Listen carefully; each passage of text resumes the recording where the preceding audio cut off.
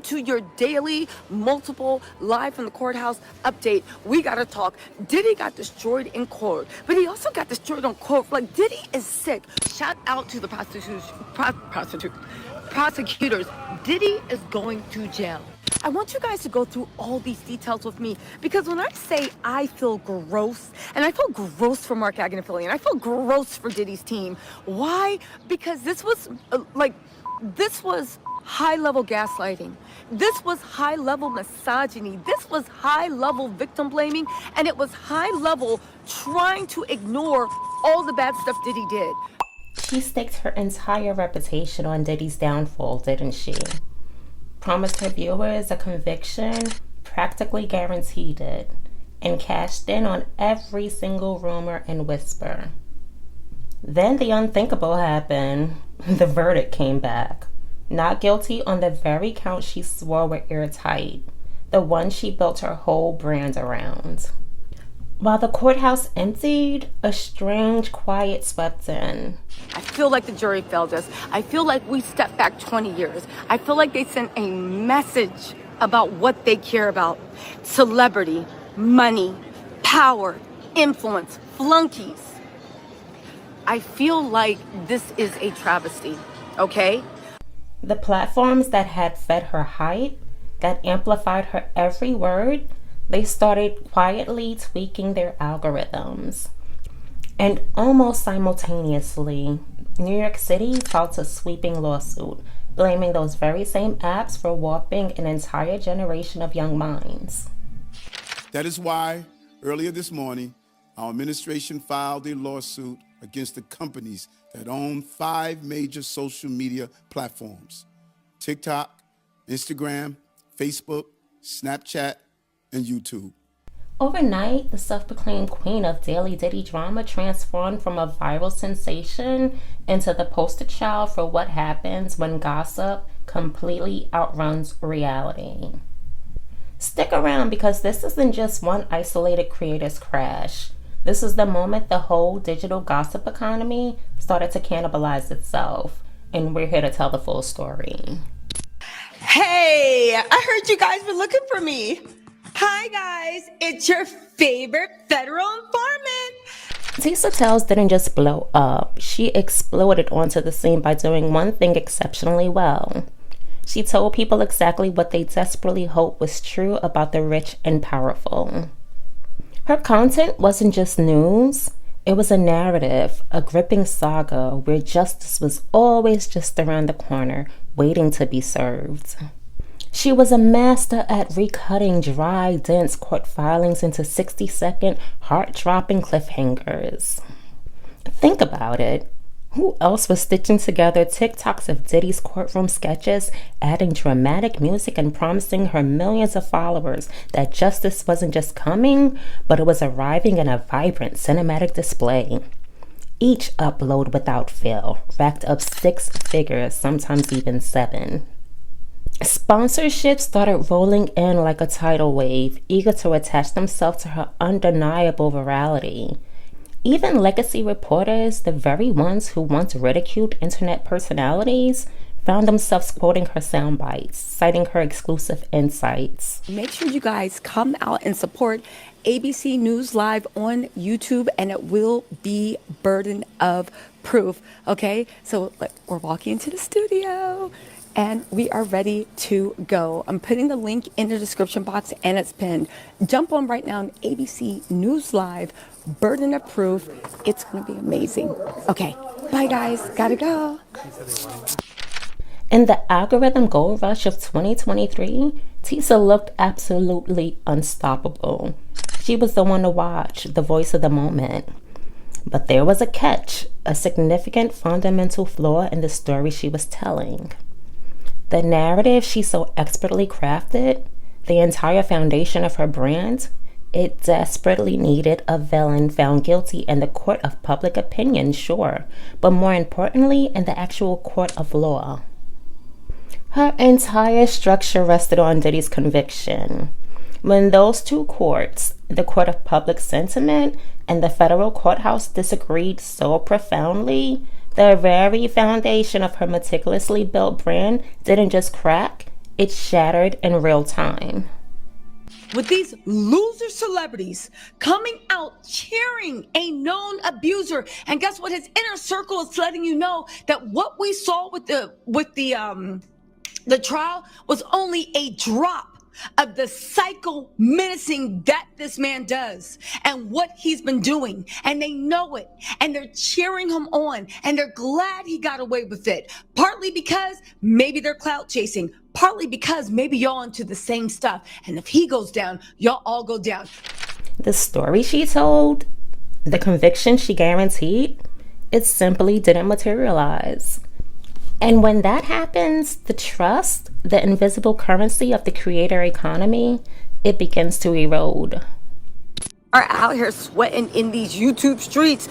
Y'all, Jane Doe has done it. Jane Doe has done the damn thing with Diddy, and she did what Cassie couldn't do. First of all, Diddy is out of his mind, and I'm not talking about the weird stuff he's into. Diddy is out of his mind, but Jane Doe has broken off. And what could be a landmark? She outlined how she did not have any control over her autonomy, any control over her body, the way Diddy used her. It was July 2025, a sweltering day in Midtown Manhattan. Courtrooms outside the federal courthouse caught Tisa live, her eyes blazing with almost manic certainty, predicting a game-changing, career-ending sentence for Diddy. Her announcements were confident, her tone unwavering. Hours later, the jury acquitted Diddy on the top charges. The air literally went out of the room, or at least out of her live stream. I have to come home and take an Epsom salt bath and soak myself in some herbs. It was some weird, evil mess. And and the jury and their trash decision to let that monster go because you felt sorry for his mama. While legacy outlets with their decades of experience pivoted gracefully to more layered analysis, Tisa got caught flat-footed, pivoted straight into denial. Her online persona, typically so self-assured, visibly began to buckle. She immediately told her stream that the fix was in, didn't she? That they, a shadowy, ill-defined they, would never truly let a black icon fall. She insisted her audience should stay tuned because an appeal was definitely coming. She guaranteed it. But here's the thing with appeals. They just don't generate the same viral heat, do they? There's no immediate dramatic courtroom moment, no guilty verdict to dissect. And just like that, her comment section, once a heat of heart emojis and sincere agreement, flipped. It became a digital battlefield overflowing with receipts, screenshots of her old videos, titles like Diddy's going away for life, or the evidence is irrefutable, circulated like wildfire, decorated with mocking clown emojis.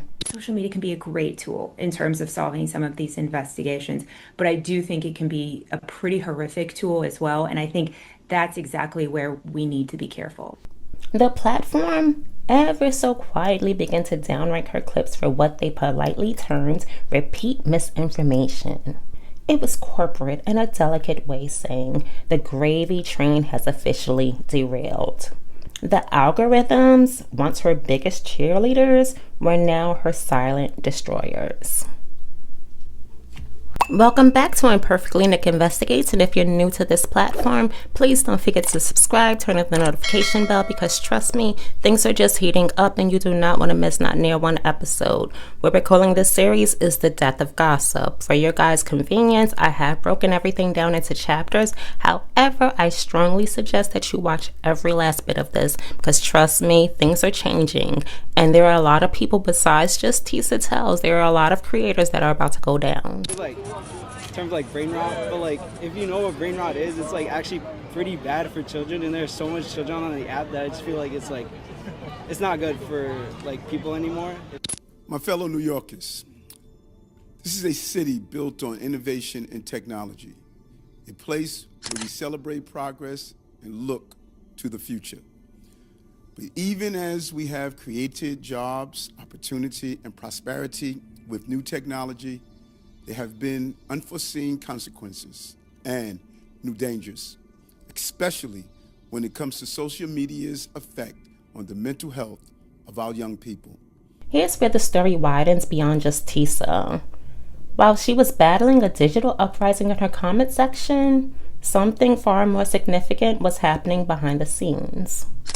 TikTok, Meta, Snapchat, and YouTube, all major players, began adjusting their recommendation signals. So y'all mad, right?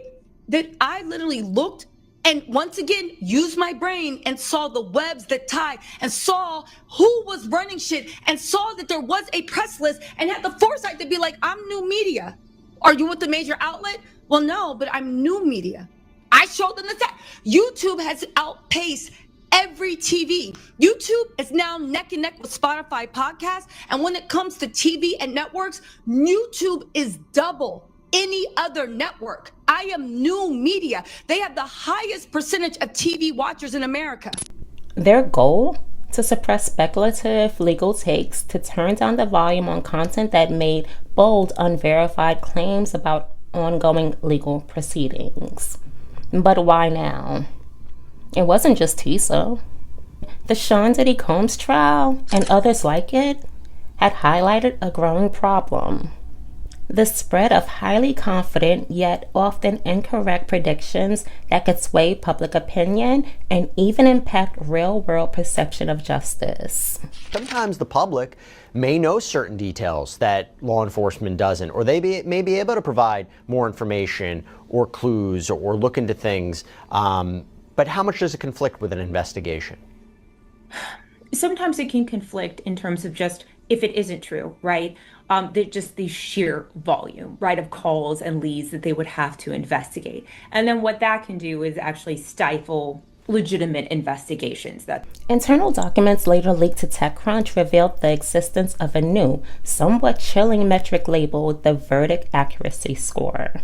Imagine that, a platform silently tracking how often creators' predictions about legal outcomes actually materialized. If a creator like Tisa repeatedly forecast outcomes that simply didn't happen, their reach didn't just dip, it absolutely nosedived. Tisa's weekly impressions, the lifeblood of any online creator, plummeted by a staggering 82% in just 30 days. And here's the kicker, not a single strike was issued against her channel. She wasn't censored in a traditional sense. She was economically starved, subject to an algorithm shadow ban that pays its victims in silence and irrelevance. For creators who built their entire digital houses on the shifting sands of gossip and speculation, that subtle tweak felt like nothing more than an earthquake. It was a stark reminder that platforms giveth, and the platform can just as easily taketh away, without a single public explanation. What a lot of people did not notice is 1 year prior to Diddy's trial starting, a massive shoe dropped and the thud was heard across the entire tech industry. New York City, not one to shy away from bold legal action, dropped a colossal 300+ lawsuit. And its target? The very same social media apps, TikTok, Meta, Snapchat, and YouTube. Over the past decade, we have seen just how addictive and overwhelming the online world can be, exposing children to content they are not ready for, disrupting the educational process, and seriously damaging their self-esteem and well-being. I think Diddy's PR team did a horrible job. I think they associated Diddy with losers, with derelicts, with washed up pick-me's. I think they took his brand, and instead of literally getting people that had any type of integrity to actually stand next to him. The city argued that the platforms had deliberately designed addiction loops, exploiting the psychology of young users by pushing teens to do reckless behaviors, even life-threatening stunts. Now, the lawsuit itself barely mentions gossip channels like Tisa's, but the implication for anyone paying attention is absolutely huge. Spreading negativity more than positive stuff, and Yeah, kind of like what he said. There's just a lot of negative stuff on TikTok. nothing really positive goes on around there. For children, it just like your dopamine receptors are just absolutely fried after a session of TikTok. You know, for adults, it's just not productive at all. So I just gotta go. I gotta go. If platforms can be held liable for what their algorithms amplify for the content they push into people's feeds, even if not directly illegal, the creators who monetize outrage, who build their brands on sensationalism and speculative drama, are sitting squarely on a fault line. And city lawyers, they're not just offering a slap on the wrist. They want algorithm audits. They want age-gated feeds. And they also want damages that easily top over $10 billion. For the first time, the house that sensational content built might actually have to pay structural damages, not just issue another carefully worded PR apology. Investors, always quick to sniff out a risk, definitely noticed. Ad rates for drama channels, already feeling the squeeze, dipped another 18% industry-wide.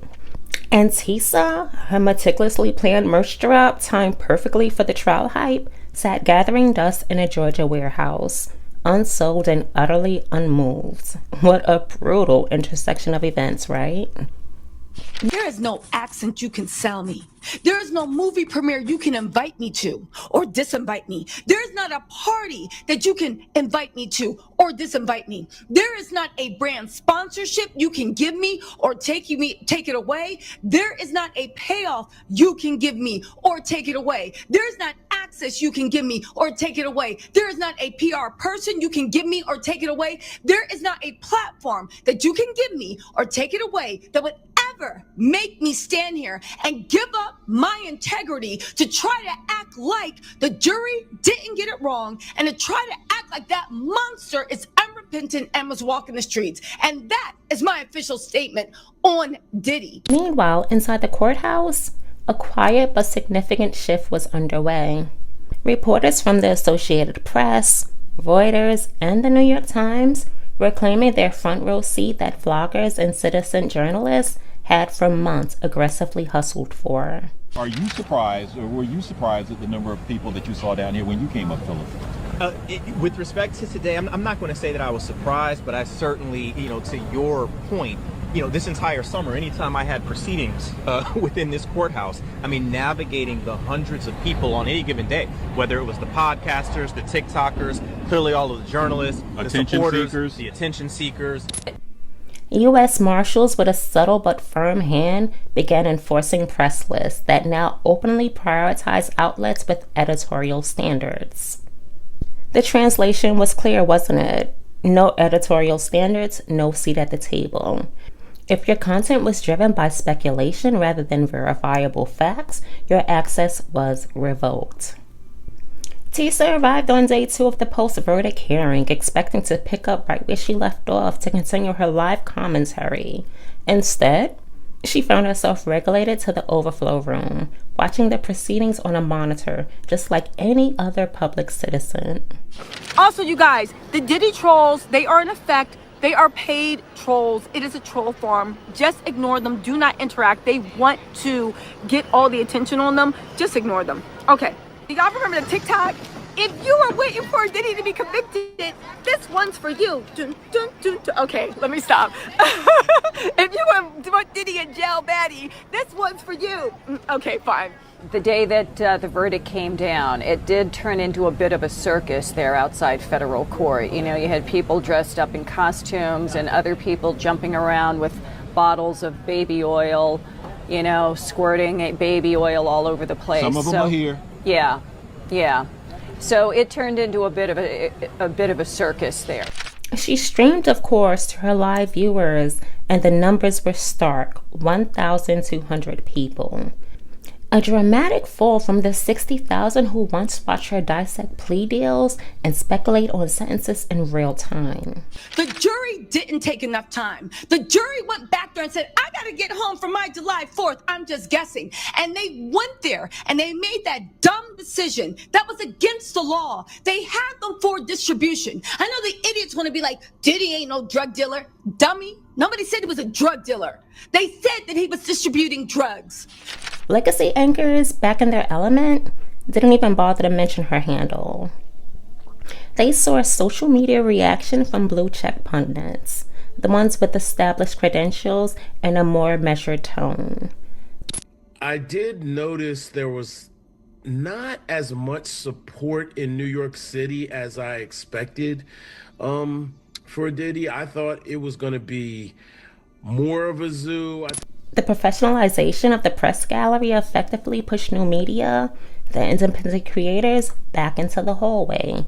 And let's be real, the lighting in the hallway is so not good for a selfie. It was a symbolic reassertion of traditional journalism's authority. A clear message that the Wild West of online reporting was being reined in. The emotional whiplash, the sudden and brutal shift from queen to outsider, took an undeniable toll on Tisa. She posted, then swiftly deleted Instagram stories of moving boxes, hitting darkly at a relocation because she no longer feels safe. She claimed swatting attempts, doxing, and sponsored pullouts with 6 figures. Whether every single threat was credible or merely perceived, the constant stress visibly aged the creator who once prided herself on daily polished uploads. The sparkle, the undeniable energy that once defined her, began to dim. Her last Diddy video, an attempt to re-engage, sits at 42K after a week. These numbers have definitely changed. The script was created a little bit early, but you can see the numbers right there on the screen. We see one video, her most recent video at that time, barely sitting at 70K watches. However, we see the comparison video from 3 months ago. Look at the numbers. You guys can obviously see the difference. But think about it. A number most mid-tier lifestyle vloggers can beat with a casual morning routine video. The burnout isn't just implied, it's noticeable, written in the very rhythm of her recent content. Sentences trail off unfinished, jump cuts once so sharp now linger a beat too long, and the once relentless eye contact, a hallmark of her direct-to-camera style, now flickers nervously to a monitor where approval, the very thing that fuels her, used to live. It's a stark, almost heartbreaking illustration of the psychological cost of building a brand on such volatile grounds. Here's another pivotal shift. The audience itself changed. Viewers who once swallowed speculation whole, who craved the drama of bold reporting, now demand primary sources. Their patience for unsubstantiated claims has evaporated. Comment sections, once a free fall of hype and speculation, across this entire niche now read less like a fan forum and more like a cross-examination. You see questions like page numbers of that filing, timestamp of the live where you said that, what's your bar number? The shift is subtle, yes, but creators who built their entire brands on vibes rather than rigorous verification is absolutely lethal. The parasocial honeymoon is definitely over. The audience, having been burnt by unfulfilled promises and misinformation, wants citations, not conspiracies. They're doing their own fact-checking now, and let's be brutally honest. Citations, while crucial for credibility, don't exactly goose the algorithm like a sensational, unverified monologue, do they? This new demand for evidence creates a much higher barrier to entry and sustainability for creators in the entire space. Let's talk about the cold, hard reality. Money. Bling bling. AdSense on legal gossip content used to fetch an incredible rate, sometimes up to $16 per 1,000 views. That's premium territory for YouTube. Post-verdict, however, with the sudden drop in credibility and the platform's algorithm adjustments, the same content now floats around $4 per 1,000 views. Multiply that staggering drop across 20 million lifetime views, and you're not just looking at a minor setback. You're staring down a 6-figure haircut, a massive loss in income. Sponsors who once lined up for breaking tea and viral drama are now pivoting hard towards safer, more neutral brands. They're risk averse, and associating with a creator whose credibility has been publicly questioned is a brand manager's nightmare. Tisa's last branded integration, a gummy that promised calm during chaos, yeah, right, got pulled almost immediately. And why? Because the manufacturer read a Reddit thread meticulously listing every single time she mispronounced legal terms and misrepresented facts. At the sentencing hearing, Judge Aaron exonerated Diddy for his pattern of abuse and acknowledged the bravery of his victims who came forward. Again, when people apologize to you like this, whether they realize it or not, they're not being insincere. The jury's handed out, but we can dissect it and be like, he was not sincere. He goes on to say, also, I want to personally apologize to all the victims of domestic violence because I know that video, that disgusting, despicable video, triggered a lot of people around the world. The death of gossip isn't just metaphorical here. It's a tangible, undeniable line on a spreadsheet that simply no longer balances. The financial model that once sustained these creators has completely crumbled. The chill wasn't just felt by Tisa. It rippled throughout the entire drama channel ecosystem. Channels that routinely splash sensational mugshot thumbnails or promise exclusive legal updates saw 40% view cuts overnight. Some creators, desperate to survive, tried pivoting to true crime documentaries, hoping to leverage their existing audience's interest in legal matters. Others rebranded entirely, attempting to become self-help gurus or even financial advisors. But here's the problem. An audience, once trained to crave salacious headlines and instant gratification, isn't easily convinced to follow you to municipal bond explainers or tips for organizing your pantry. The market didn't disappear entirely, no, it just matured. And its maturation for those standing on the wrong side of credibility can look an awful lot like cancellation. Meanwhile, a fascinating countertrend emerged. Lawyers and genuine legal analysts, creators with actual credentials who focus on explaining the law rather than predicting it, saw significant subscriber spikes. The demand for legal content remained, but the type of content and the source of the content fundamentally shifted. And if you're seeing the same kind of shift in your own feed or even among creators you follow, drop a comment below. Tell me which creator you think will genuinely survive this credibility squeeze. I read every single comment and the best one gets pinned. Let's talk about who's adapting and who's not. Probably not, let's be realistic. Gossip in some form has existed since the day of humanity and will always be with us. But the economics of digital gossip, they just got brutal. When platforms face the very real threat of legal liability, they have a powerful incentive to cancel speculation and to dial down the amplification of unverified facts. When cities sue for billions, brands flee anything even remotely opposite to controversy.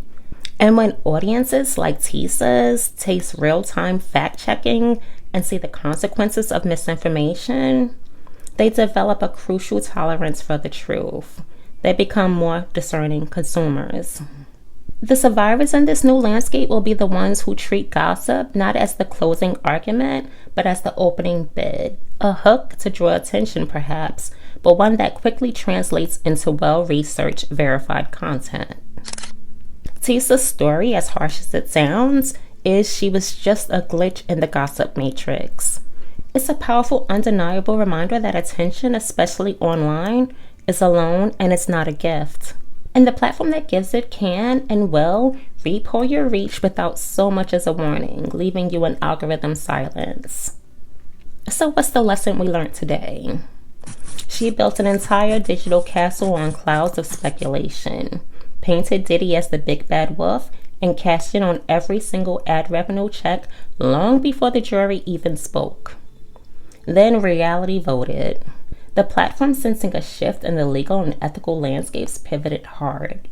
and a city lawsuit with the multi-billion-dollar implications completely rewrote the risk calculation for every single creator who operates in that space. Tisa Tells isn't canceled in a traditional sense. She became deboosted, delisted, and effectively demonetized by a digital ecosystem that frankly no longer needs her particular narrative. And I know it might sound harsh, good, because the gossip economy in its wild, unregulated form desperately needed a wake-up call. And Tisa's face, unfortunately for her, is now prominently displayed on the warning label.